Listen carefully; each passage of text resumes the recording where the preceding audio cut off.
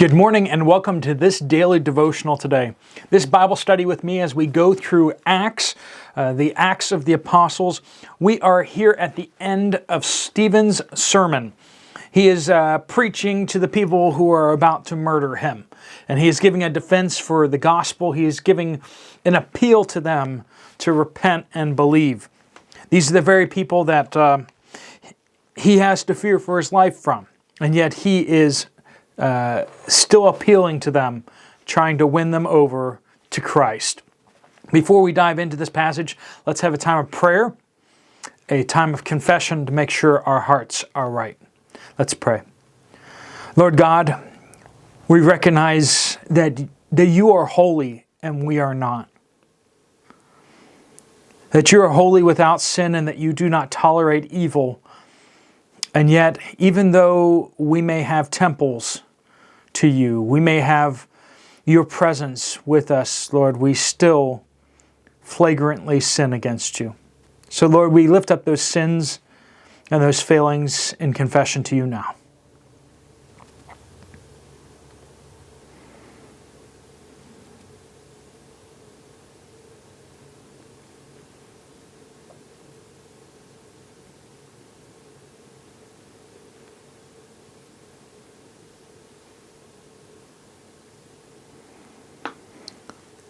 Lord, we praise you that as we confess our sins to you, you are faithful and just to forgive us and to cleanse us from all unrighteousness. Your Son Jesus dying upon the cross for our sins and raised unto new life. And that is the power that we walk in and live in. Help us to walk in a way that is pleasing and worthy of your gospel. Lord, we praise you in all this. We pray these things in Jesus' name. Amen. We are picking up in Acts chapter 7 still, but we're picking up in verse 44, and we're going to be ending his sermon, but we're not going to get to the response. But I can tell you this, when he drops the bomb on them, they're not going to like it. And there's a reason why he's called Stephen the Martyr. So far, has he really tread on anyone's toes? So far in the sermon, he has not. He has just regurgitated their history to them, the history of the Jewish nation. But he started to kind of lay those breadcrumbs. He started to set them up. That Israel kept rebelling against even Moses and against God in the wilderness. Picking up in verse 44. Our fathers had the tabernacle of testimony in the wilderness, just as he who spoke to Moses directed him to make it according to the pattern which he had seen.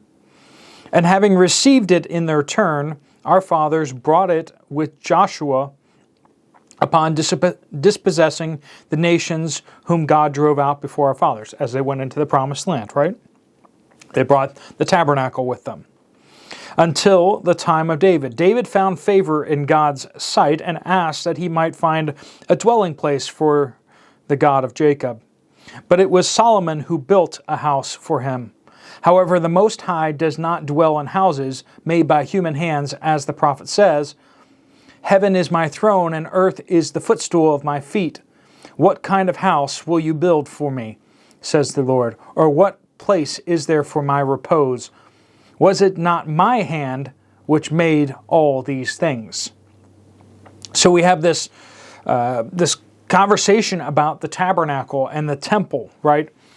They had the tabernacle of God. They had the very presence of God with them, and yet they still rebelled. And we need to see this, that our attending a church, our even going and studying the Bible, us being near to God does not preclude us from rebelling against Him.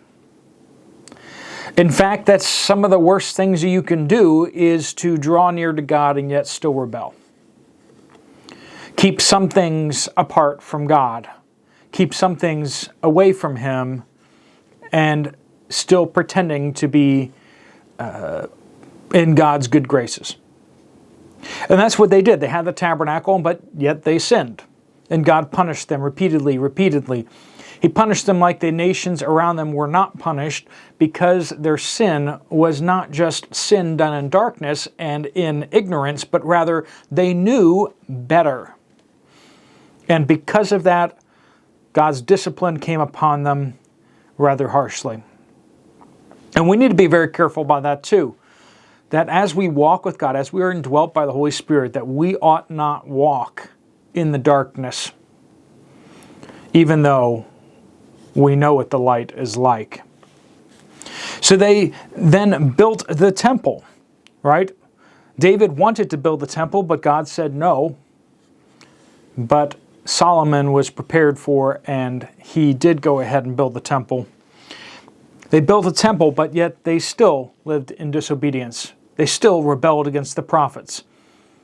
They thought that if they could put God in this temple, then they could do whatever they wanted outside the temple. And that is such human thinking to do that, where we put God in a box and then we say, okay, well, this is yours, God. You know, when I'm at church, I'll be good and I'll try to get things right. But this stuff over here, this is my stuff. This is my area. Either Christ is Lord of your life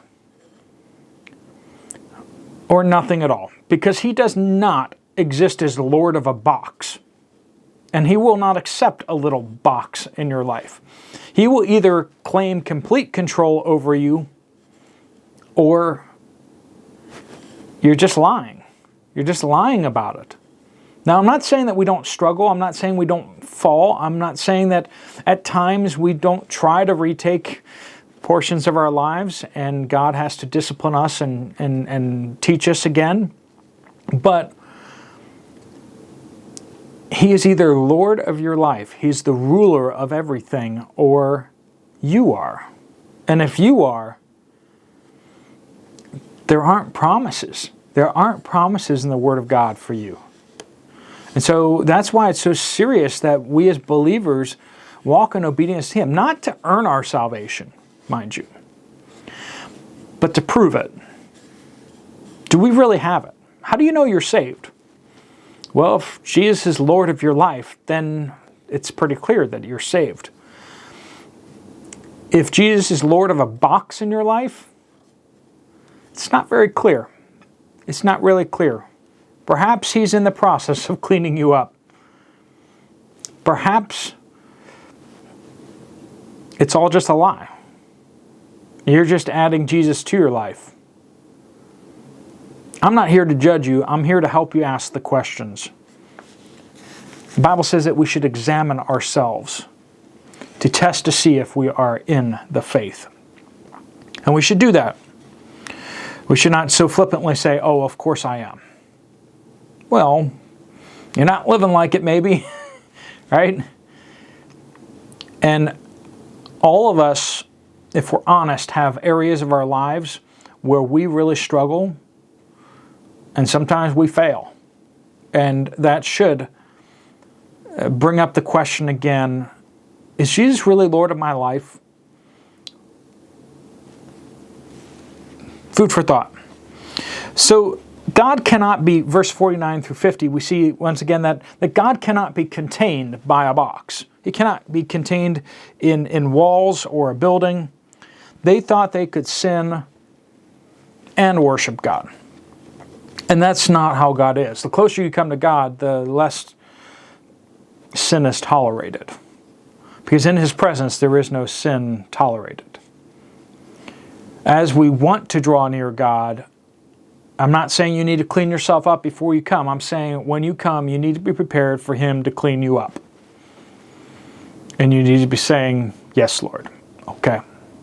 Whatever you want, Lord. And here comes the ton of bricks that he drops on them. Verse 51. You men who are stiff-necked and uncircumcised in heart. So you're physically circumcised, but your heart is not. In heart and ears are always resisting the Holy Spirit. You are doing just as your fathers did. Which one of the prophets did your fathers not persecute? They killed those who had previously announced the coming of the righteous one, whose betrayers and murderers you have now become. You who received the law as ordained by angels and yet did not keep it. Ouch. They loved to quote Isaiah, but remember, it was the Jews that sawed him in half. Yeah. Moses. They respect and revere Moses, but it was their ancestors that made Moses' life awful. Moses was burdened beyond anything because of the rebelliousness of the people. He mourned and grieved over their sin. How many of the other prophets, how many of the other patriarchs, how many of the other kings and everyone fought against the people, and the people fought against them. And he says, you're doing it again. Jesus was the Messiah, and you crucified him. And we're going to see that in order to prove his point, the people are going to kill Stephen. We need to be very careful that our religion is not a hollow or hypocritical religion. If you give lip service to the Lordship of God and how he is ruler of all, is he ruler of you? Friend, you can't control your neighbor. You can't control the person down the street. You can't control that family member. You can't control all those people that you want to talk about. All you can do is control you. You can bring your life into obedience of God. And that is what God has called you to do. That's your responsibility. That's your ability. That's your responsibility. Now, you can't do that without the work of the Holy Spirit, of course. But you can submit your life to the Holy Spirit for him to cleanse you and to make you new. And that's what we need to do. To study the Word of God. To let the Holy Spirit teach us and wash over us. True change in our lives starts here, in our heads. As we take in the Word of God, it changes our minds, which then we change our actions. And after our actions are changed, then our heart, our emotions will follow. Everything in the world says, do it the other way. First you need to feel it. And then you need to follow your emotions. Because if you're not following your emotions, you're being a hypocrite. No, if you're not following what you know to be true, then you're a hypocrite. We must have our minds renewed, and that will bring change in action, which will bring change in feeling and emotion, which will inspire more change in mind, which will inspire more change in action. That's the biblical model that we see. So let us be renewed in our minds. Let us determine ourselves to do what is right, even when we don't feel like it, especially when we don't feel like it, and trust the Lord to bring our hearts along for the ride. Let me pray a prayer of blessing over you. Lord God, I pray that you bless each one watching this video today. Lord, help us to be honest with ourselves and with you, to confess, to repent again and again, as many times as it takes. Lord, you who told the disciples to forgive not 7 times, but 70 times 7. Lord, we praise you that you stop counting. And Lord, we need that because we are sinful people. Forgive us our sins.